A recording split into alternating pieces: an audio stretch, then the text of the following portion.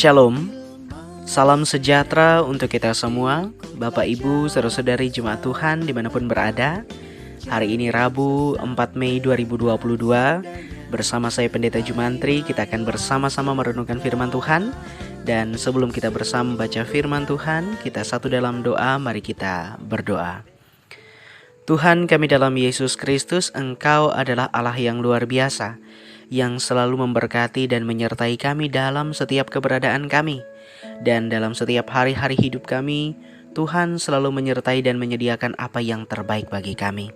Tuhan, jikalau sebentar kami akan bersama merenungkan firman-Mu, Engkau kiranya memberkati kami semua dengan hikmat dan bijaksana, bahkan pengertian daripada Engkau, sehingga kami dapat mengerti, memahami, terlebih dapat melakukan setiap firman Tuhan dalam kehidupan kami.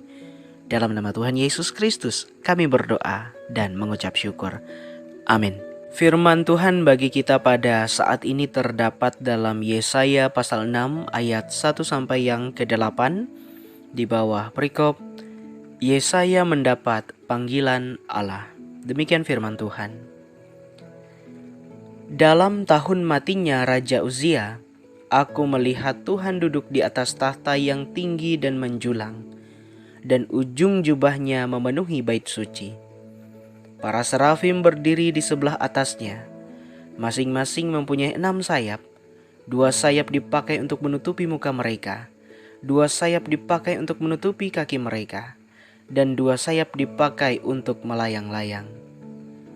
Dan mereka berseru seorang kepada seorang, katanya, Kudus, kudus, kuduslah Tuhan semesta alam, seluruh bumi penuh kemuliaannya. Maka bergoyanglah alas ambang pintu disebabkan suara orang yang berseru itu, dan rumah itu pun penuhlah dengan asap. Lalu kataku, celakalah aku binasa, sebab aku ini seorang yang najis bibir, dan aku tinggal di tengah-tengah bangsa yang najis bibir. Namun mataku telah melihat Sang Raja, yakni Tuhan semesta alam. Tetapi seorang daripada serafim itu terbang mendapatkan aku. Di tangannya ada bara yang diambilnya dengan sepit dari atas mezbah. Ia menyentuhkannya kepada mulutku serta berkata, Lihat, ini telah menyentuh bibirmu, maka kesalahanmu telah dihapus dan dosamu telah diampuni.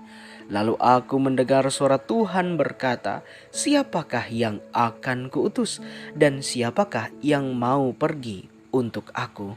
Maka sahutku, Ini aku, utuslah aku. Amin.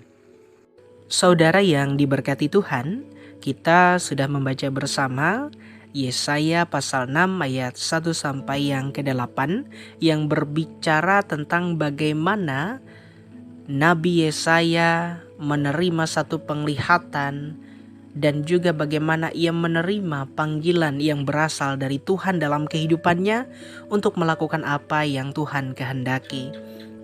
Saudara yang diberkati Tuhan, kalau saudara pernah mendengar atau bahkan menyanyikan ada salah satu lagu yakni yang berjudul Aku Tuhan Semesta, di dalamnya memuat lirik yang didasarkan ataupun terinspirasi dari nas Yesaya 6 ayat 1 sampai yang ke-8 ini secara khusus yang berbunyi, Ini aku, utuslah aku. Karena nas ini begitu ikonik, nas ini begitu terkenal dan menjadikan sebuah dasar pengharapan bahwa manusia yang lemah dan berdosa, kita perlu memohon tuntunan dari Tuhan dengan penuh kerendahan hati agar kita boleh dilayakan oleh Tuhan. Saudara, di dalam kitab Yesaya yang kita baca ini, kita dapat melihat bahwa Tuhan memanggil Yesaya dengan cara yang luar biasa. Ia memanggil Yesaya melalui penglihatan, dan di dalam penglihatan itu Yesaya melihat bahwa Tuhan duduk di atas tahta yang dikelilingi para serafim yang meninggikan namanya. Yesaya kemudian merasa tidak layak di hadapan Tuhan saat itu. Tetapi walau dalam keadaannya demikian, matanya tetap tertuju kepada Allah, sehingga Allah berkenan kepadanya.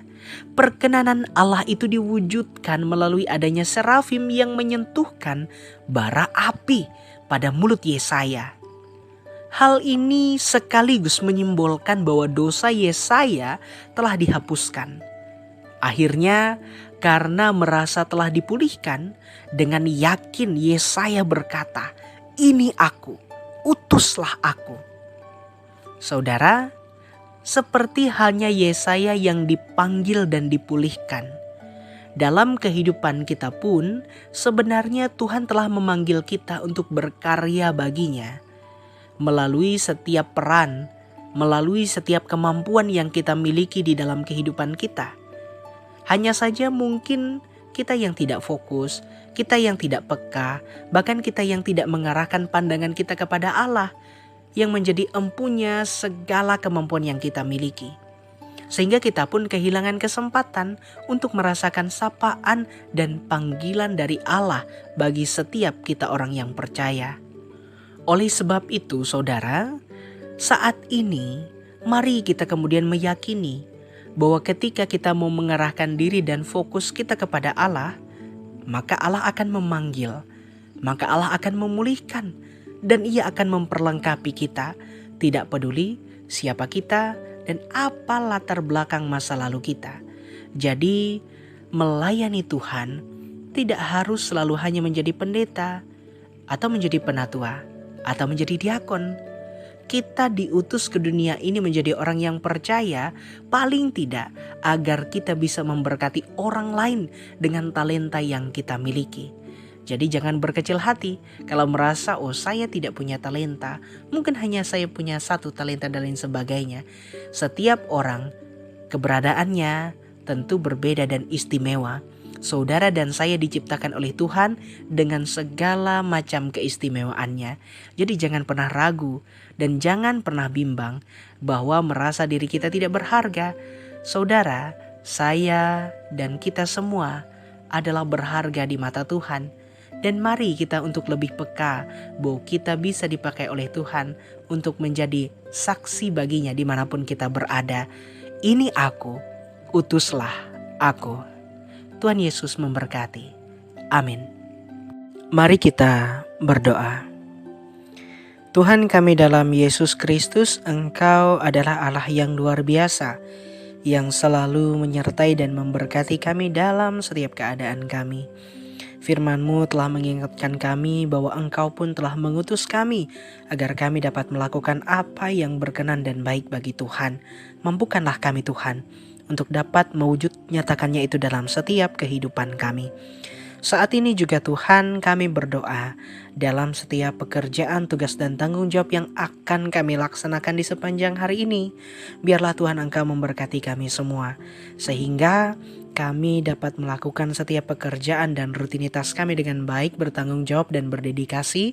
Dan kami dapat melakukan yang terbaik yang dapat kami bisa, seperti untuk Tuhan dan bukan untuk manusia. Kami juga berdoa untuk orang-orang yang kami kasihi dimanapun mereka berada, dekat ataupun yang jauh dari kami. Saudara, orang tua, suami, istri, anak-anak dan siapapun juga. Tuhan tetap memberkati mereka dan melindungi mereka, sehingga berlimpahlah juga sukacita yang kami boleh nikmati dalam kehidupan kami. Demikian pula Tuhan, saat ini kami menyerahkan secara khusus jemaat yang ada di Jemaat GKE Jorih Jerah Tabulang. Tuhan memberkati jemaat-Mu yang ada di sana, terlebih juga para pelayan-pelayan-Mu, baik pendeta, penatua dan diakon, juga masyarakat yang ada di Tabulang. Tuhan, kiranya Engkau memberkati jemaat-Mu yang ada di sana, sehingga mereka boleh dipakai oleh Tuhan agar mereka menjadi saksi yang hidup bagaimana Tuhan Yesus sungguh baik dan menyertai mereka dalam setiap keadaan mereka. Karena itu ya Tuhan, pada saat ini kami menyerahkan mereka dalam tangan pengasihan Tuhan, agar mereka selalu bersuka cita dan dalam pelayanan mereka pun juga boleh berhasil. Kami menyerahkan setiap seruan dan doa kami dalam pengasihan Tuhan Yesus Kristus. Kami berdoa dan mengucap syukur. Bapa kami yang di sorga, dikuduskanlah namamu, datanglah kerajaan-Mu, jadilah kehendak-Mu di bumi seperti di sorga. Berikanlah kami pada hari ini makanan kami yang secukupnya, dan ampunilah kami akan kesalahan kami, seperti kami juga mengampuni orang yang bersalah kepada kami. Dan janganlah membawa kami ke dalam pencobaan, tetapi lepaskanlah kami daripada yang jahat. Karena Engkaulah yang empunya kerajaan dan kuasa dan kemuliaan sampai selama-lamanya. Amin. Salam sehat Bapak Ibu saudara-saudari jemaat sekalian. Tuhan Yesus memberkati. Shalom. Tuhan memberkati engkau dan melindungi engkau. Tuhan menyinari engkau dengan wajah-Nya dan memberi engkau kasih karunia. Tuhan menghadapkan wajah-Nya kepadamu dan memberi engkau damai sejahtera. Amin.